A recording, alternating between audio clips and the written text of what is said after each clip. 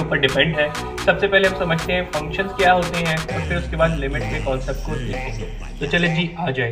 तो सबसे पहले फंक्शन, ठीक है जी बेटा, फंक्शन क्या होता है इसको समझते हैं। बेटा फंक्शन हम हर उस टर्म को कहते हैं जिसके अंदर इनपुट डाला जाए और आउटपुट निकल कर आ जाए, फंक्शन उसको कहते हैं। मिसाल के तौर पे इसको समझाने के लिए मैं ज़रा देखें यहाँ पे क्या करता हूँ। मिसाल के तौर पे ये एक बॉक्स लिया है, इसके अंदर मैं 5 लिखता हूँ, ठीक है जी बेटा। मैं कहता हूँ इसके अंदर इनपुट डालता हूँ 1 और आउटपुट निकल कर आता है मेरे पास 5। कैसे कि 1 को 5 से मल्टीप्लाई करूंगा तो 5 1 जा 5। इसी तरीके से इनपुट डालता हूँ 2, सही जी, तो आउटपुट मेरे पास निकल कर आता है 10। कैसे 5 2 को अगर से मल्टीप्लाई कर दूं 2 5 जा 10। इसी तरीके से अगर मैं इनपुट डालता हूँ 3 तो आउटपुट निकल कर आता है मेरे पास 15। कैसे कि जिसको इससे मल्टीप्लाई कर दो, सही जी स्टूडेंट। तो मैं इनपुट डाल रहा हूँ, सही है जी, तो आउटपुट निकल कर आ रहा है, सही है जी। तो ऐसी टर्म को हम क्या कहते हैं, ये एक फंक्शन है, सही है जी स्टूडेंट।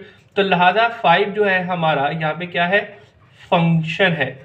इसकी जनरल फॉर्म लिखी जाएगी तो ये 5x बन जाएगा, सही जी स्टूडेंट। तो 5x यहाँ पे हमारे पास फंक्शन है। फंक्शन को हम लोग f ऑफ x से प्रेजेंट करते हैं, सही है जी स्टूडेंट। अब जरा देखिए इसी चीज को यहाँ पे थोड़ा एक्सप्लेन करके बताता हूँ, जरा देखिएगा।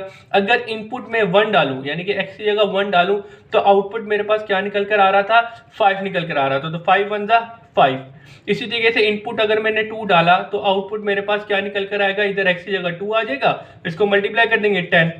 इसी तरीके से अगर मैं इनपुट में 3 डाला था तो भाई आउटपुट क्या निकल कर आएगा, जरा 3 इधर आ जाएगा, 3 5 जा 15 और 3 5 जा 15 होता है। तो आपने देखा इनपुट डाला आउटपुट निकल कर आ गया, इसका मतलब क्या है, 5x हमारे पास एक फंक्शन है। तो लिहाजा फंक्शन का कॉन्सेप्ट तुम्हारे दिमाग में क्लियर होना चाहिए।